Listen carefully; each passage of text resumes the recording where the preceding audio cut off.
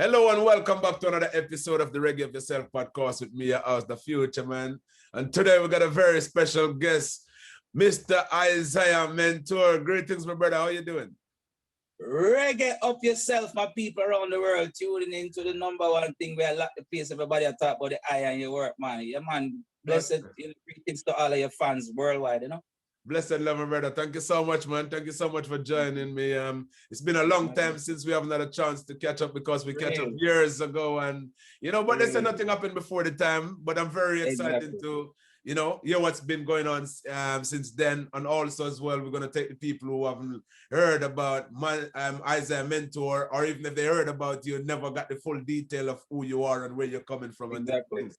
So that's what the Reggae of Yourself podcast is about, is letting you know about the person behind the music. You see what I'm saying? Exactly. Yes, my dada. Yes, my general. So let's start with exactly where are you from? Yeah, originally born at Raytown, Kingston. You know, Raytown is like 30 minutes down from the airport, right? So it's that area where, it's known for its relaxing atmosphere. Most of the mature people come and then listen to music in Raytown, eat up them fried fish and drink them liquor and just relax, So we're on a 3 Race Street, in Kingston. Okay. I've heard Beanie Man in particular mention Raytown many times over the years. I've never been there myself. But I always think that Raytown might be like a kind of like a ghetto thing. Is Raytown in the ghetto or just outside the ghetto? Where is Raytown? So Raytown got through its evolution, Raytown did have a history back in the days, but over the years, based on the location and by the ocean, people of Raytown, come together and really develop Raytown into a kind of area where people, tourists are coming from the airport, or people within the area. Just, it's a place where you just relax, drink 2 juice, fry 2 fish and just relax. Don't get me wrong, like the surrounding neighborhoods, you will have the local flare-ups, but Raytown don't known for big people music, grown people music, and just a relaxing area, Okay, so you was like, you're born and raised there, right? Yeah, never born there, and then now my family moved to Spanish Town. We moved out in Young Street, Spanish Town, and then my grandmother and my grandfather get one of the housing scheme house them at Duncan Spent. And so within Spanish Town now, you don't know Spanish Town thing, but once you get exposed musically, it's a totally different world where it's just up, up from there, Yeah. So, but talking about moving from Raytown to Spanish Town, because we all know, like even people who never been to Jamaica heard about Spanish Town. That is like a completely different thing, though, isn't it? Like the ghetto. I spoke to Juna Morgan the other day, who was born and raised in Spanish Town in the ghetto. That must be a massive change for you then, because the lifestyle and different kind of things probably be different going into Spanish Town than it was living in Raytown then. Well, it wasn't dissimilar, because as far as the infrastructure, the environment, it's very much similar. Okay. But it's really the mentality of the people maybe a little bit different, as in Raytown go through its long history of, little violence here and there. Mm-hmm. Spanish Town seem to still have a struggle with the gangs, them and the violence and whatever. But then Spanish Town still have spit out all of the big artists, them, the talented youth. So they're not much different. The Raytown cool down and it's a place to relax and, I say enjoy yourself a little bit and whatever. And then Spanish Town have its flare-ups and can be consistent at times.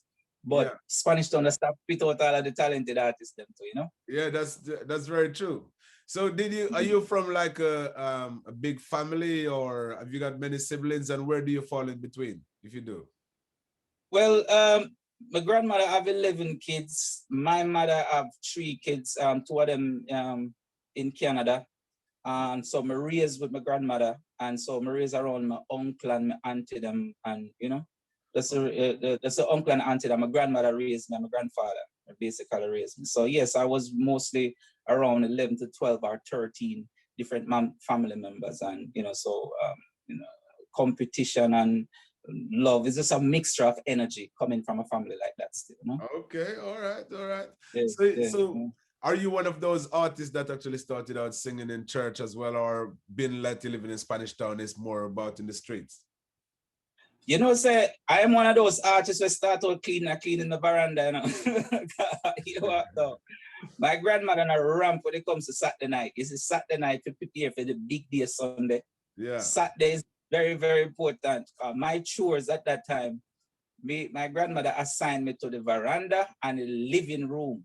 Yeah. And so you see around Saturday 9 o'clock. I know say you have to get my Rexo polish. I don't know if you're audience. You have audience intelligent people. They're supposed to hear about Rexo polish. I talk about Rexo red polish them, man. Yeah, man. See? And the coconut bowl. Yeah. And you don't know, say we do like me say 1, 2, around 3 to 4 course of cleaning with the brother. Yeah, we sweep, we wash, we not wipe, we sweep, we wash, that are 4, polish and shine. Yeah, and you don't know, so when you're shining, you use the coconut bowl and go down by your knees. So your grandmother can see her face on that. So that are my chore. So as it relates to your question, we start out singing I clean up my house. And you know, if you allow me to go a little further, is my auntie. Yeah. Hear me I sing a song named Stealing Love on the Side. So but at that time, to be honest with you, I never get the full understanding as to the mystical vibration of music and what it actually the effect on people. Me just naturally I sing a song. I don't know if me can sing, I don't know. Me just I go on my knee and I shine the floor. And I just I say, stealing love on the side, you know. So very young. My grandmother walk past and I said, hold on. Ian, are you that I sing? By the way, the slave name is Ian, yeah. So yeah. So hold on, because that's another thing we should mention before you continue. So your real name is not Isiah Mentor, but it's Ian. Well, the government name, so as we Rastafarian call it, the slave name is Ian Samuels. Okay, all right. You know, sir. Thank you. Let's continue back on the grandmother catch you singing on the floor. Yeah. So me shine the floor, me sing Stealing Love on the side of my auntie walk past, my auntie Dita, living in New York. Yeah. Now she walk past and said, hold on, yeah, now you that I sing? I said, yeah, there's a sing. And she called the entire family, brother. Yeah. And I asked me to sing a song over again. And it's that day I realized that the mystical vibration that one spit out musically as an effect on people. And that's when me aware that singing in melody affect people. And that's the day I start follow it up. And it's just this non-stop from there, you know? All right. And that time you were a teenager? Oh, geez, I think me around 9, you know. Okay, 9 all or right. 10. Yeah, that's quite young as well. Yeah. So from there, from singing at home and family like it and thing, did you take it into school? Did you take it into church? Did you take it into the sound system? Where did you go? Good question, brother. So definitely, we start singing at Macaulay School. I was school at Duncan named Macaulay. As a matter of fact, from the living room, to be exact, from the living room to the gate. Now, you know, we as Jamaican, we always have this one gate where the whole of we hang out. Yes, man, of course, naturally. Yeah. And we hang out back that. You will have 1,000 houses about this one gate where everybody congregate. Yes, and that are my gate.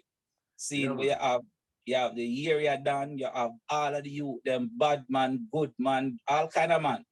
See, woman. That's the spot. Yo, we did have a soursop tree and mango tree, brother. Yeah. So we have food and music. True. See, so then come on and sit down on my wall. My grandfather don't like when people sit down on my wall, but he good. The whole of the youth them come to some whole of vibes, and then while we have whole of vibes, we have, we have the fruits with mango and with soursop.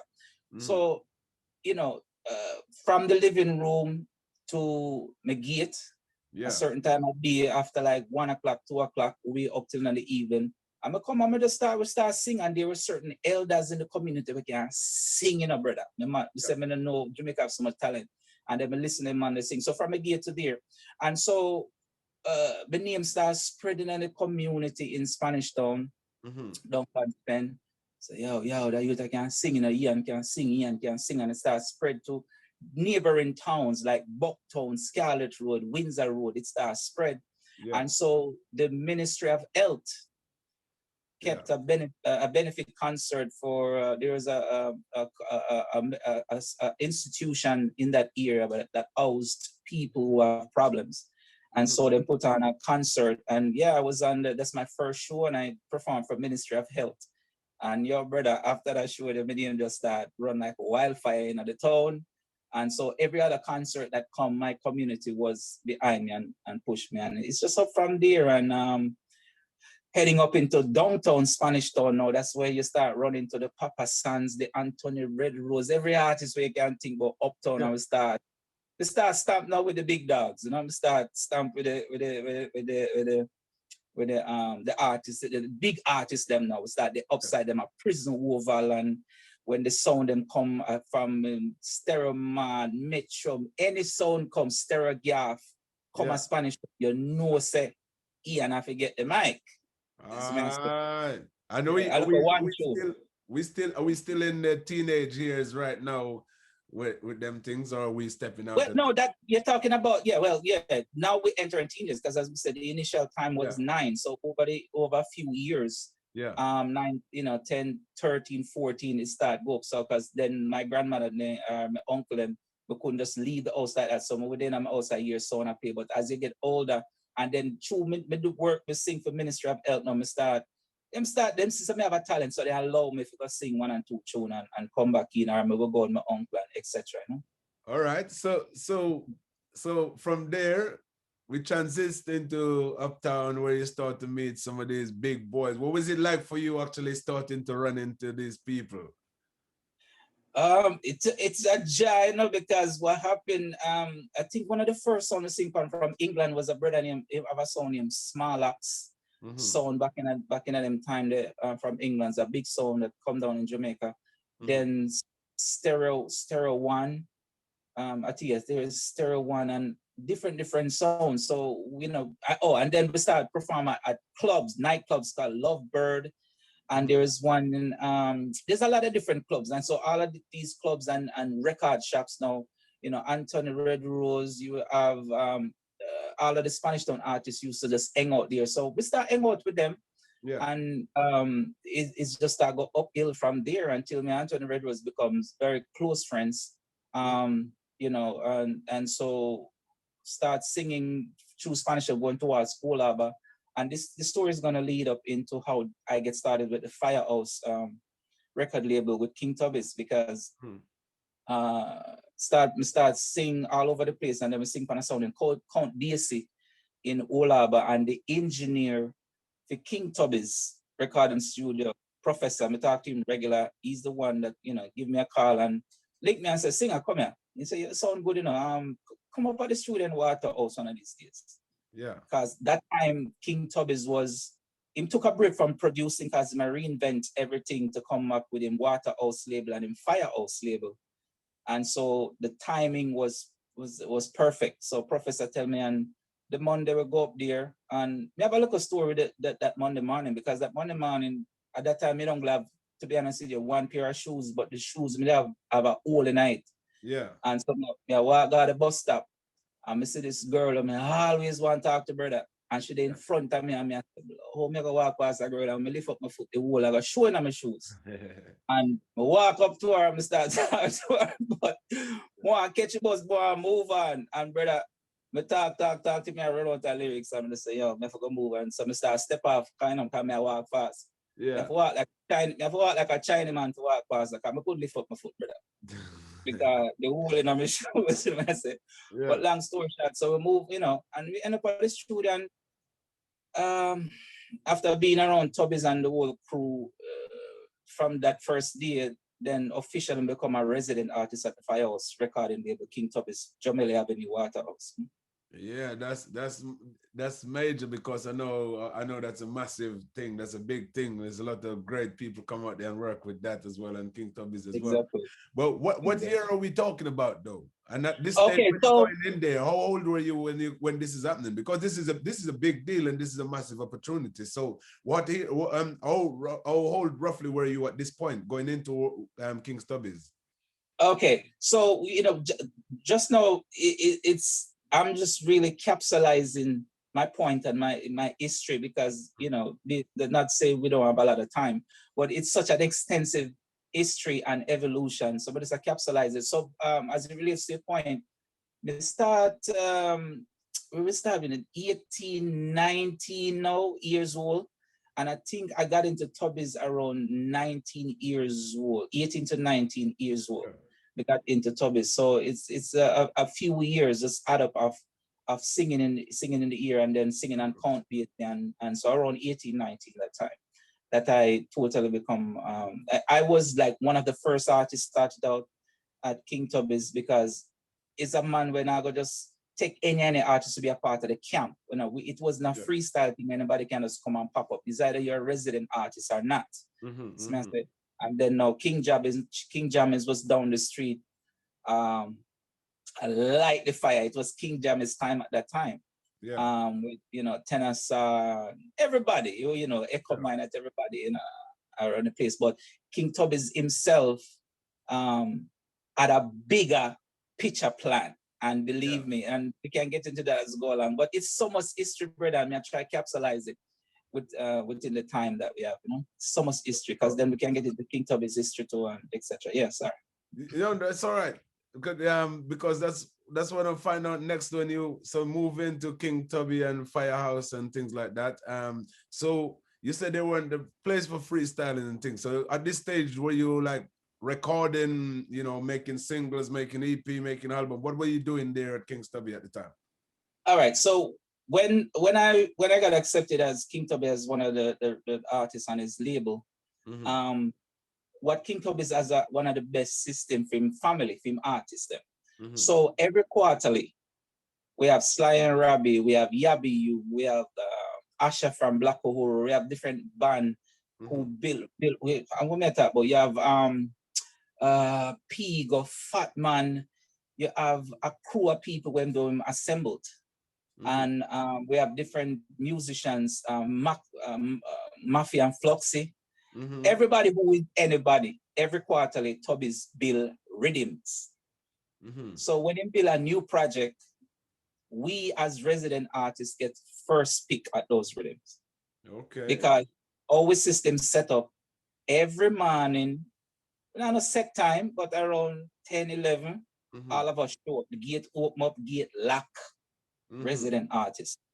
And we have a good system where when the rhythm are lick, is either will him lick original rhythm for us, or him lick a rhythm, just a general rhythm, and then if the artists have something upon it.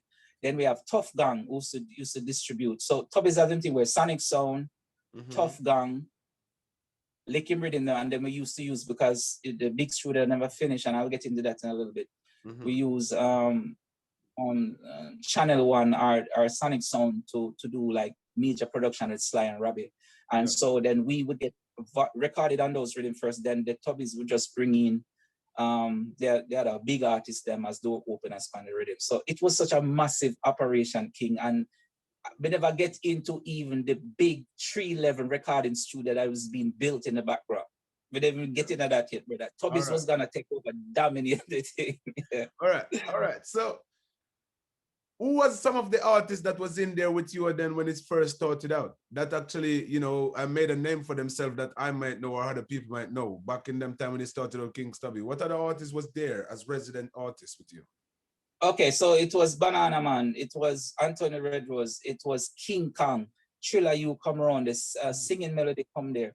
A massive other artists come there, but Tubbies have we around 6 to 7, Frankie Paul, everybody, but him have around 6 to 7 of us as in personal artists where my boss, where my work on.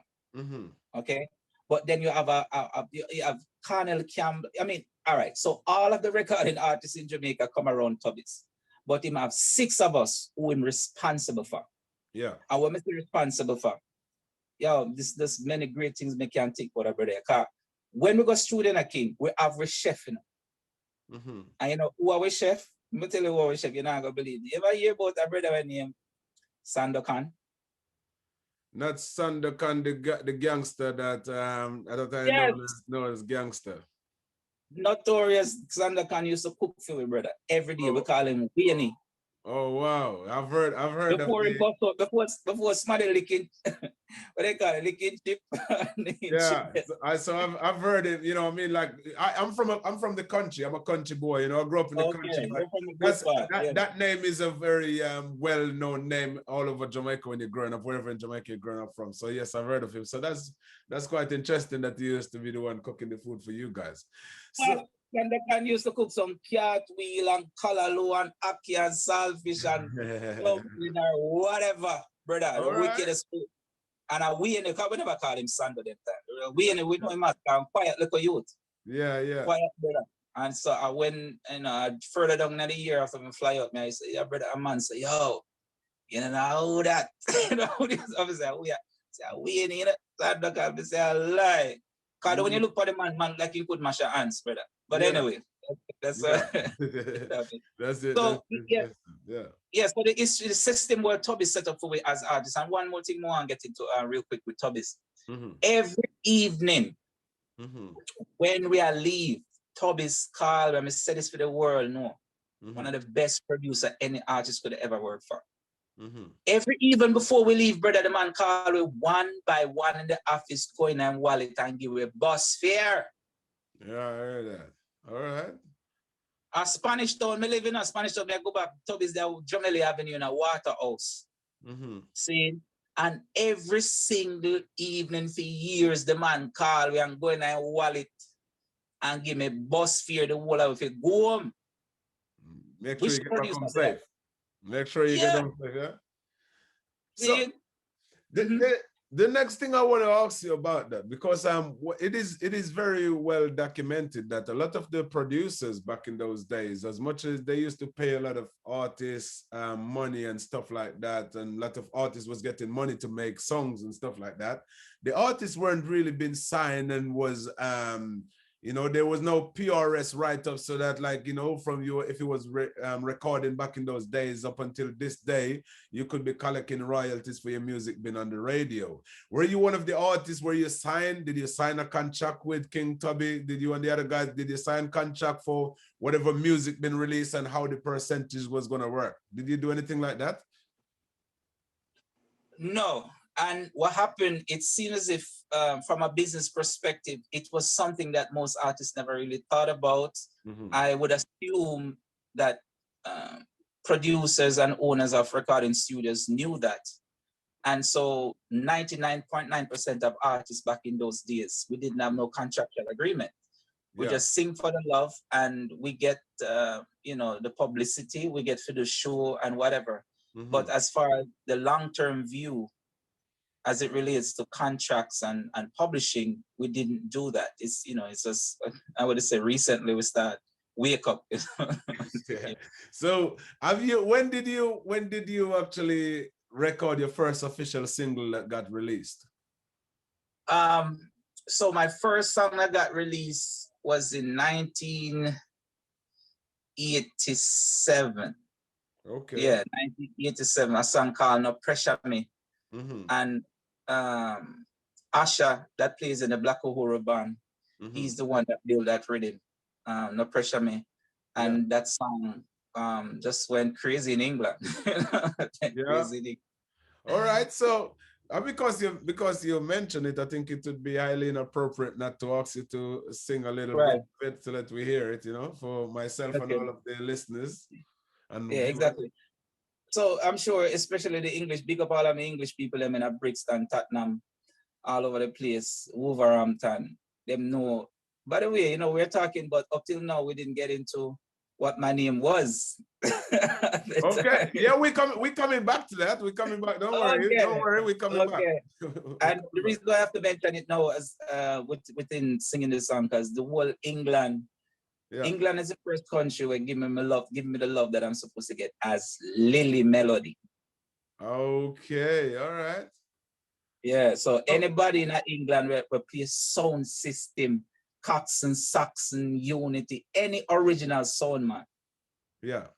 Blackbeard, I mean anybody, you say King Tubby's Lily Melody. And so what? Yeah. So let me just clear that up, because so Lily Melody is different from Little Melody. Lily Melody is the only Lily Melody. There's not a little. There is Lily, Lilly. Oh, so that's you. That's me, yeah. Because you know what? I always I remember in the late 80s, early 90s, I was thinking about Little Melody, or I didn't realize that it was Lily Melody, not Little Melody. Yes, Lily. And your reaction just now I was doing with I was run by Peckins.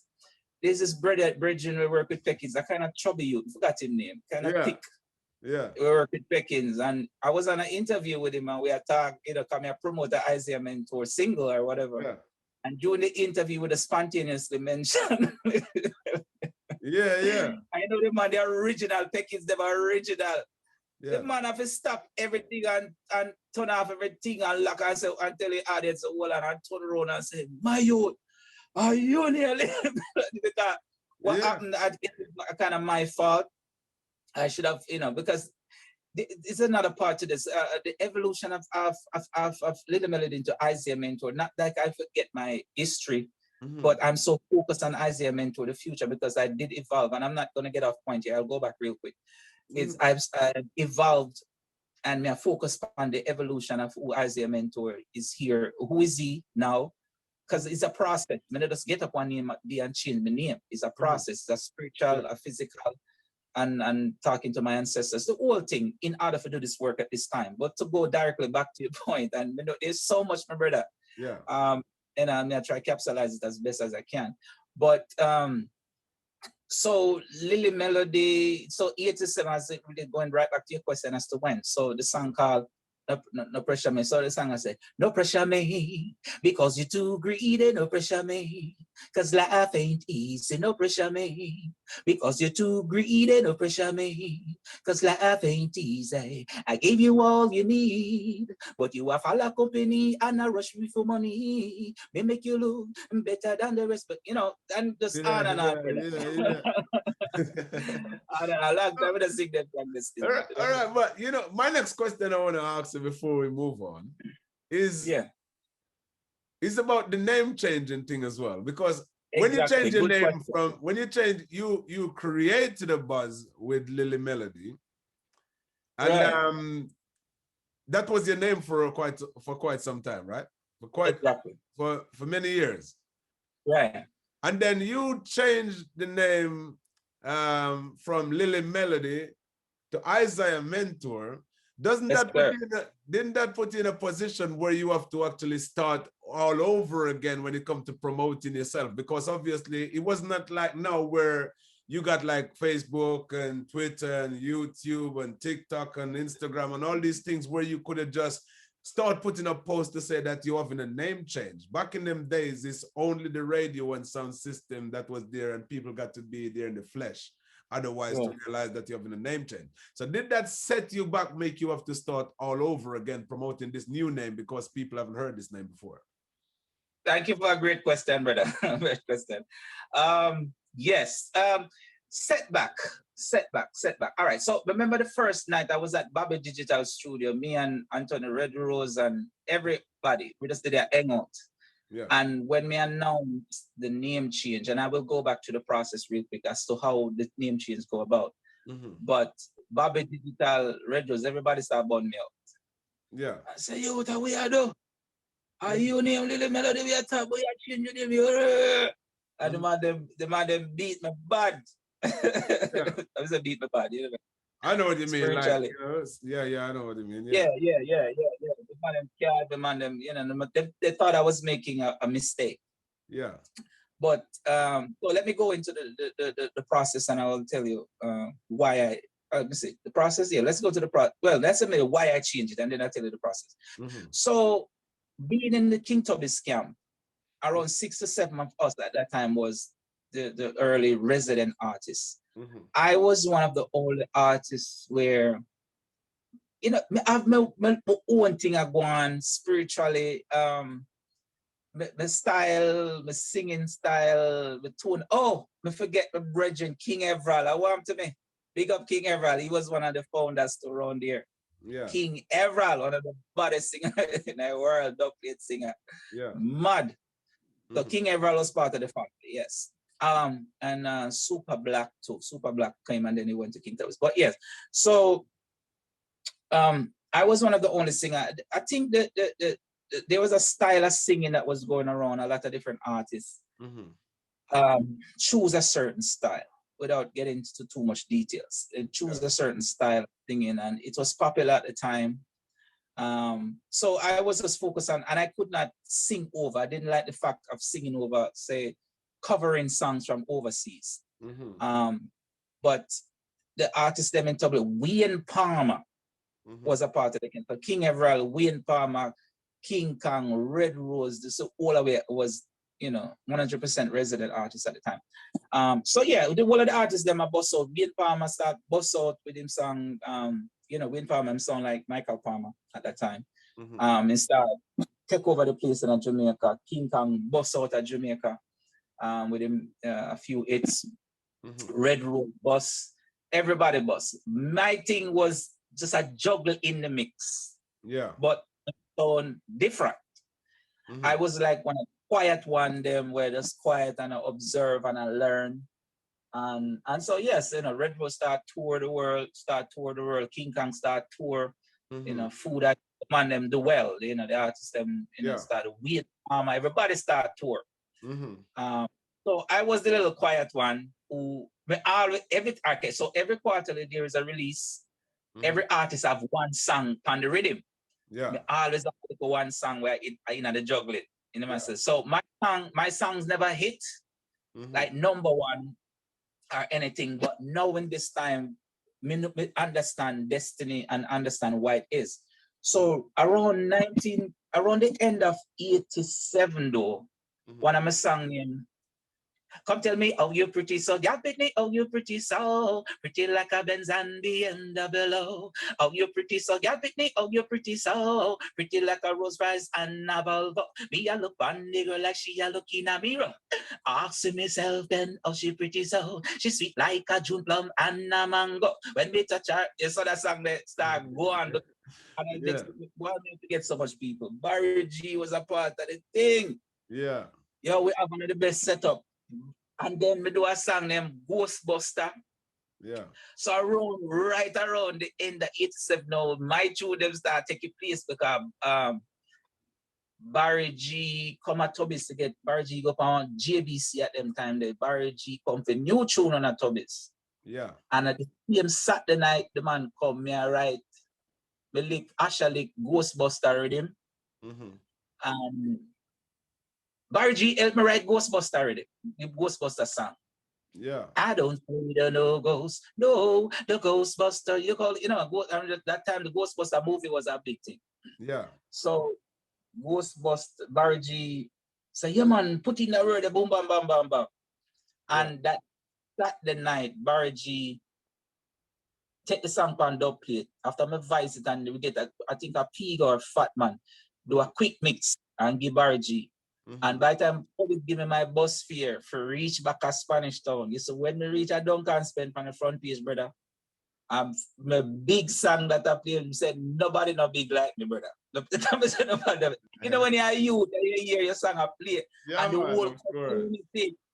Because like you said, them time that we know this we have one or two media, so the artist is well focused on. When you bust them time that you bust, it's harder for bust. We'll go into all of that now, but yo. When your song play on radio, the whole island here. Of course, and there was a few radio stations, and people know that if they want to be listening to music, then they got to be listening to that few radio station, or they got to get it in CD or get it in tape or whatever. It wasn't like spray all over the world. You know what I mean? I suppose one of the difference about then and now is that artists no longer need a record label or a particular producer or whatever it is now to get people to hear their stuff. But what it also means is that it actually can be watered down as well, and it's become readily available for, but I suppose it is what it is now, and the fittest of the fittest shall survive. But you know what I mean? So let's go back to because you was going to finish telling me about how you changed the name and why you changed the name. Oh yeah, thank you for reminding me of that. So after being in the camp, and I am a deep thinker. I am I think of the big picture in life. I think ahead. But separately from that, I am not one of those individuals that believe in miracles and hope and wish. I'm a realist, but also a rational, deep thinker, I think. And so I know while singing as Lily Melody, there's something more, because then we look on the totality of who I am as a person, as an artist. Yeah. And I know that there is something more here. Mm-hmm. And so, yeah, while singing as that, and you know, right as to when we have two big songs now, we start play the world now, you know, the pressure miss tune, they start going good at England, everybody know it. Then Oh You Pretty So Barry G play that. I think in between the races, and you know, so race in a racers thing, a big thing at Jamaica, so we get prime time airplay. Yeah. So everybody start know the tune. Then the Ghostbuster tune, and you know, it rinse hard. And right up until then, my grandmother say, "Yo, my youth, that time for you fly out." So fly out, but that time for you come to Merrimaca. See, I'm not lie to you, I refuse. My career go on good. Toby's put out some t-shirt with me, everything. And so the name change now, to get direct with your point, the name change come where my family insists, yo, a time for you fly out in a career. So I'm going to boom and fly out, and I went now coming to King Toby's protege named Philip Smart. I have a record label named Tanya out of Long Island. So it's almost like nothing for Toby's, because Toby is the one who teach jammies, him teach Bobby Digital, and him teach Philip Smart. It's still a family thing. Yeah. And so while we're coming to a different world, getting to your point now, while we're coming to a different world, a different environment, and see Merrimaca, you know, America, we start see a different reality is about every man for themselves, survival. It's not that authentic Jamaican love no more. It's a different world. And so the Lily Melody thing, yeah, you eat a food car, you come up now and everybody want duck it and Ray, and you know what I say. But then through I believe in reinvention from long time, reinventing myself, think innovatively and whatever, I think long term. And so a compilation of that, and through then we start get more in tune with the planet. My ancestors, I do talk to my ancestors a lot, and connect myself to the planet. And through meditation, inspiration, we get the feeling, you know, from all these sources that it's time for growth and change. With that said, I did stop recording for a while. I record a song named La Bamba. Well, Ceasefire Selector. Everybody know that song. And oh, you're so big in a, oh, you're so bad in a bed, girl. Oh, you're so bad in a bed, girl, and you are gone like you don't know a thing, girl. The people so this thing it in a dance hall, and then a sound clash dub plate. It's one of my biggest dub plate right now. Everybody know the Europe, especially France. One the dub. But anyway, so after I did those two songs, the planet says it's time. I did stop recording for a while, and to be honest with you, I go back to school, brother. I go back to school. Okay. And for those that don't know, I studied because now you live in a different world where you need an income. Yes, of so course. I studied to be an emergency room technician. Okay. I'm working in an emergency room, a hospital, and Ray, and you know what I say. So the planet just put me through a kind of spin, but the spin where it put me through is for progress for this time. So yeah, and I did work in emergency. So even as to right now, if I am trained into trauma, accident, any type of healthcare thing. I was like one of the person who upside the doctor. The doctor said, "Mayo, go get that, get this, grab this, push that, EKG. I may allow you to run up and down and take care of the get the trap ready. Yeah, ambulance are coming in to find out what go on if a car accident, broke neck, broke back. And set up the track them accordingly. For that. So anyway, so between that, so during that process, but while me I do that, me still I sing. So through again more meditation, the inspiration come that the name needs to be changed, and the name needs to be symbolic of the work that I'm about to do in the future. And it takes a lot of meditation, brother. It's not something as you know as a spiritual you know just get up and say and start rhyme up things and change things. There's a lot of quiet time by myself, either in a bush or by myself, and close my eyes and visualize and meditate. There right now, as a side note, I have around 7 visuals of my ancestors, and it's staying in my brain. When I actually see them, 7 people just stand up. They're dressed in robes. They all have, like staffs or sticks. And every time I go to a meditation, they come up right in front of me, true in visualization and meditation. And me seek direction as far as, where I need to go in life. And so that was a process. And then the name Isiah Mentor came about through that meditation. And Isiah as a leader, as a teacher, and the same thing as a mentor to people. So what that does, it set a bar for me to reach, because I still need to reach Isiah Mentor potential. Still I work on it as to what I need to do for humanity. So my ancestors and I on the planet, and with the teaching of the king himself, Haile Selassie is teaching. There's a compilation of the teaching of Haile Selassie himself, my ancestors, and the planet. Sometimes people see me looking at the moon and staring at the moon, and it takes me a madman. But me know me I do. And like I'm not in the spooky thing when no guy come out of the sky on a horse and them thing. I'm not in them the garbage, with all due respect. So that gives me balance. It gives me a foundation to function as one human being on this planet and out, and it keep me out of trouble. It just keep me focused. And what I say. So the name come through that meditation and inspiration, and Isiah Mentor is the name that my ancestors and the planet say I should use. And so when I set this as the bar that I need to reach, it keeps I in check. There's certain things we can't come out of my mouth. There's certain way we can't be if I live, because I am Isiah Mentor in the future. All right. Well, thanks for clearing that up. So let's go back into music and doing well. Few songs and people start to know you. So you left when you go live in America. I know when I first time I met you in person, I was in Bristol, UK. Okay. Yeah. So yeah, I remember. Yeah. So yeah, man, you always, anytime I see your brother, I see your BMW. And you say, yo, you blow the you always step on the road, brother. Yeah, man. By the time you said the future man, that you're going, yeah, man. I'm one of them guys. I'm one of them guys that people normally, unless you catch me on a show or whatever, or I like playing cricket. So if you catch me, if you don't catch me on a show, you might catch me playing cricket somewhere, but you won't really see me on the street too much. So people tend to see me in passing. Most of the time when people see Fuchaman, they see me traveling. They don't really have to be at the event or whatever. I'm not really a roadman, you know what I mean? Yeah. Guys who just at somewhere because I need to be there. Exactly. That's the way I am, you know what I mean? Unless I'm showing support for somebody else doing something else. Exactly.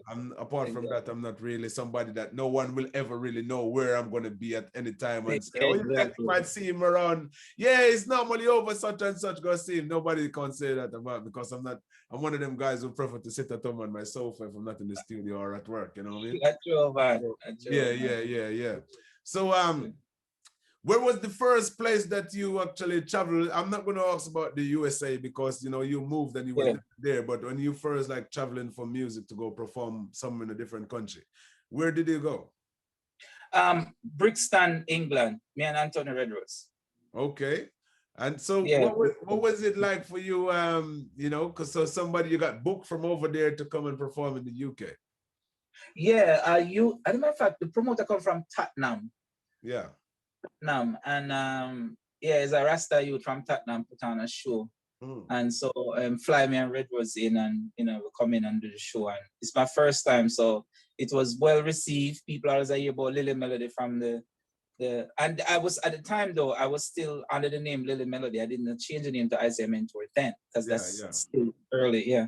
And so we did a nice show over there, and then all of the sound man them, it show us a lot of love. The sound man them, they do a lot of recording for people. It was a blessing, we really get to put food on our table like England, English people in the street, and I with so much love. But yeah, England was the first bit. Okay. Where is one of the most memorable place that you've been to perform, and why? Good question, brother. And I perform in a lot of places in Europe, but let me say this to you. I perform in a place called Saint Sebastian, Spain, Basque Country. Now, if anybody know anything about Basque Country, Saint Sebastian, these are the real revolutionary people, underground people, and when they're under the president, the Franco, or whatever, these are the men who turned back, make government have a rethink. We are talking about underground people. Saint Sebastian in Spain. And it's my first book out show. And so if anyone knows the history with politics in that part of Spain and the insurgents, if you will, under the Franco, and then people go all out, brother. Man, I wake up and then car blow up. I saw the man them used to flex on this. The man them not around. That sounds crazy. But what was it about that show that stick out so much for you? Yeah. So no, the reason I get into that is the caliber of people at that time. And this is not maybe 4 or so years ago or whatever. But anyway, them booked me. I was the headliner for the show. And so they had a big castle. They got a big castle in Saint Sebastian on a mountain. And it's a big, castle. Them show 2 sound up there. I was the headliner, and the type of song, I have a song called Fight for What You Believe in. All of the song them that as Isiah Mentor, because I see myself as a humanitarian activist. I'm here to expose and to burn and to talk about social issues that affects people's lives.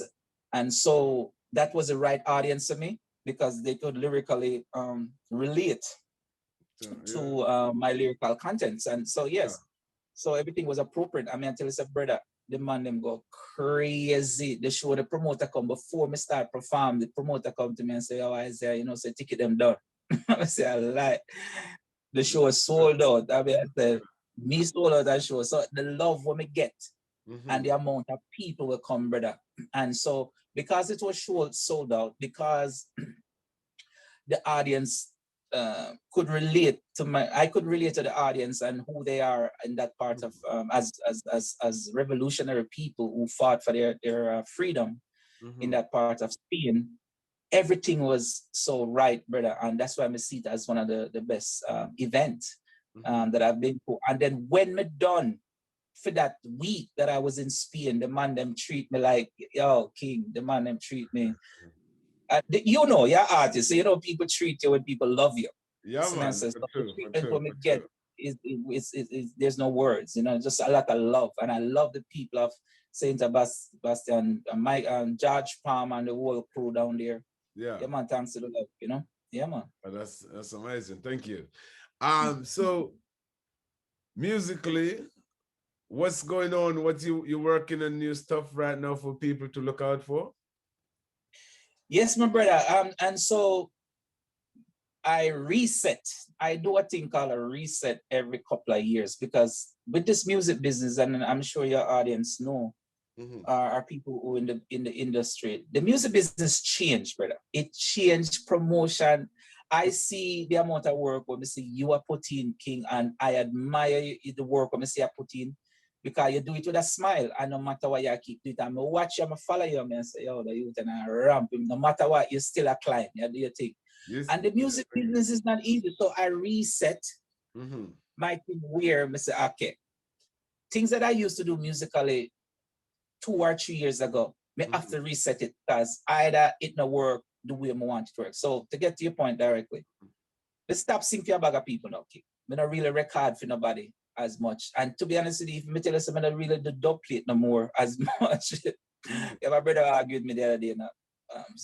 I think Oregon, one of them state, they say, yo, the dub plate no more. But anyway, I not say I don't dub plate, but I'm very picky with it now. I don't really advise dub plate. And this for a reason. But anyway, so I one of the reset that I do, I just record for myself, because I find that when my ancestors are the planet send me a song to sing, they get more energy out of my song. So all right. So what I do one song at a time. I have a system set up on not necessarily a team. People that I work to do my backup vocals. My backup vocals used to sing for Bonnie Wheeler in Jamaica. They do all my backup vocals, I have certain people in radio station that I send it to get a red light or a green light. Tell me what you think. Should I release this now? And I said, me don't like how the part the sound, fix the blah, blah, blah. I run it through some people. And once we get a green light, then we go ahead and get it mixed. And so I do one song at a time, cut back recording for a lot of people. I refuse a lot of work. People offer me, you know, work where you get paid. And because you focus on my mission, I can't just run for every little dollar I see. And because I find that when I produce a song and put the energy, when I get it well produced, harmonized, and promote it myself with people around me, we get more out of the song than I sing a song on a rhythm with a bag of man and the song disappear. I say I wouldn't do that. It depends on how serious the producer is. Yeah. Seeing so I do have all right. So I've been doing that now for the past year since Corona coming in. Start this new trend of just recording my song on my record label, Village Roots Records. Okay. And put out one song at a time. Every 2 to 3 months, we put out a new single. And so one of the first songs I put out, getting directly to your point as to what I'm doing now, is a song called Make Them One. Gotta go deal with them. Ali killer and the murderer them.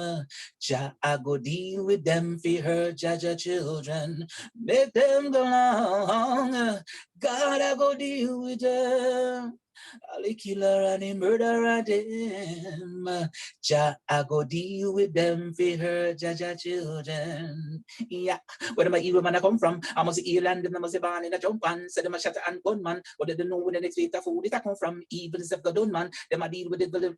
Yo, song here the Lord, like David said, Jamaica is one of the it get the more love, the most love coming from Jamaica. Jamaica show that song love. God I go deal with them.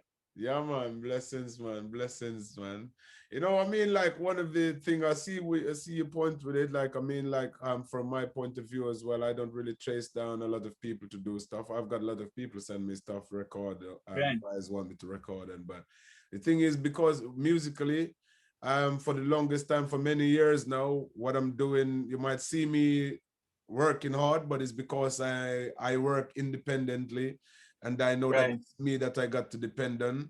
And I sing about what I want to sing about. And I release my song, most of my songs that people know, like most of my songs that are more successful is songs that I release by myself and promote by myself with the help of my friends and my fans, them, and a lot of radio DJs that support me. So all of this stuff that I got playing in different countries around the world or whatever, I do all of these things myself and I enjoy my music a lot more. I don't listen to what is going on in the world musically, what people is singing, what people is talking about, what fashion they're following, what other people singing about, what people listening to. I don't do that. I listen to myself and how I feel, what my views, my opinion and situation that's going on around me, my environment and what I see. I sing about. I don't really worry about what people is going to think about it when I sing it, because this is my You see what I'm saying? So whenever I sing a song based on what I see going on, I put it out. And if people like it, then I give thanks. But if people don't like it, but luckily for me, a lot of people always seem to like what I'm doing. But I genuinely, I'm not bothered about what people's opinion is, because for me as an artist, I represent me, my feelings, my views, and my vision. I represent that and I projected that out. But because I'm of a positive mindset who promote positivity, and my whole ethos is to empower people and uplift people, whatever I do seems to be in that direction. So then it's up to people to make what they will of what I do, but I genuinely don't worry about, criticism or what is this going to be a hit song, because for me musically now, I also hold down a full-time job, which means I pay for my kids and I pay my bills.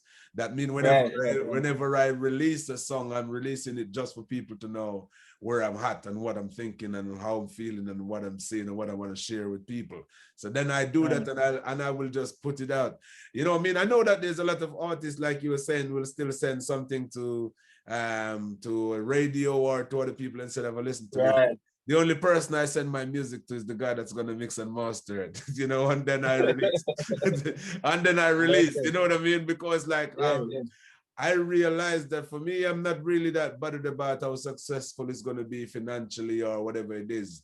Because Oh, as okay. far as I'm concerned, I'm just sharing that vision of mine Okay. with people, and then people will make what they will of it. You know what I mean? I'm like a Exactly. revolutionary, just like representing equal rights and justice for all and promoting Exactly. positivity. You know Exactly. what I mean? So then, as long as I know that that's what I am sending to the masses, then people can make what they will of it. You know what I mean? And give Exactly. thanks because there's a righteousness alone shall endure it to the end, and good over Yeah, evil. man, you do. I see you do the music. I see that I do the music with love, brother. Yeah, There's a man. song. You see, you have a song when you step on the song that body knocking. Yeah, man, Full of fire. Step on the, yeah, man, step, it's good over evil, step on the wicked, them, you know, they're not living Yeah, right, I man, don't that like the song way they that treat full of, the it's a people. fire song. It's a fire song, you know. Yeah, man, give thanks, you know. My Yeah. song that if I talk about my own personal song that I'm really feeling right now is a song that I do call Jah by My Side. You know, no weapon form against me Okay. shall prosper. You know, I posted on my Big, Facebook big. earlier today. It is because that is like a genuine feeling of mine, good over evil, you know what I Right, mean? right, But right, anyway, right, let's not talk about me. Let's go back to talk about Isiah Mentor. yeah, So man. basically, what songs you got available now, like that people can go and check out, that you want people to go and check out? All right. So for right now, if once they go on YouTube, iTunes, or any social media, they will see a list of the songs because since I grew into Isiah Mentor, there's so much releases from a lot of different labels. But on my specific, the latest one I have right now, it's called Good. And it's on the Things and Times rhythm. It's called Good Good. I have God I go deal with them. I the latest release like a week and a half ago. It's called King Queens and Gods with my son in it. So King Queens and God is my latest song. Okay. Then we have Good Good on the Things and Times rhythm, and the Slavery Days rhythm is where I have God I go deal with them. I the lyrical content as it relates to using the word God, it derives from Jamaicans and what we are going through in the island. And Jamaicans, they're looking for a release, spiritual release. So I use terms like God and those words for them because when you're writing lyrics, it depends on the geographical location, different energy and different terminologies resonate differently. And so the songs that I've been writing, it has to do with that. I'm presently, because King, Queens, and Gods just released within the next 2 months, I have on the Promised Land rhythm, and it a deal with West Kingston, is a in the street songs, you know. So when that's that done, I will get into it in the future. But yeah, that's the next song. But then I do have a song called "Not Take My Money," and this is more controversial. It deals with women that taking man money, and these are all lyrical content that Jamaicans within the island can relate to because a lot of artists may know. The way you write a song for Jamaica, you can write a song same type of lyrics for Europe because it's different experience for me anyway. No, it is. I mean, like, you know, it's different cultural and views and a lot of different things Yeah, with like people and different different energy. an opinion and different kind of attitude towards things in life. So, you know, that's Right. natural. All right. So thank you. Where can people find you if people want to come and get in touch with Isiah Mentor?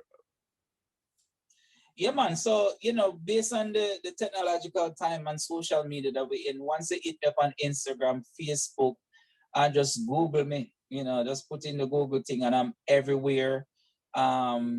You don't know, say anything, Fuchaman, all of we in the industry of connection, link Fuchaman to link anything, we're here. I will do certain productions if the producer and the rhythm track is serious. That's the first thing I listen to. And dub plate, I'm not doing dub plate as such, but again, I'm very, you know, very picky with that also. So yeah, man, I'm just here doing Jah works, and I am looking for a reset at some point because it's as the songs come. Even that yesterday I was driving and a love song. I never cover a love song in my life, Yeah. I drive and my 80s love song come to me and something to say, boom, you know, you may want to sing a one love song. I'm going to call a brethren who work Egyptian, Portmore. Mm-hmm. I'm sending the song out to brother. Yeah, you must look up original rhythm on that car. Yeah. The ancestor them to sing a one love song. So yeah, there's more work coming, and I have a lot out right now. King, Queens, and Gods is about building and making the youths of the garrison aware that they're from royalty. No matter where you go through, you clean car glass and really, you know, the society look down on you.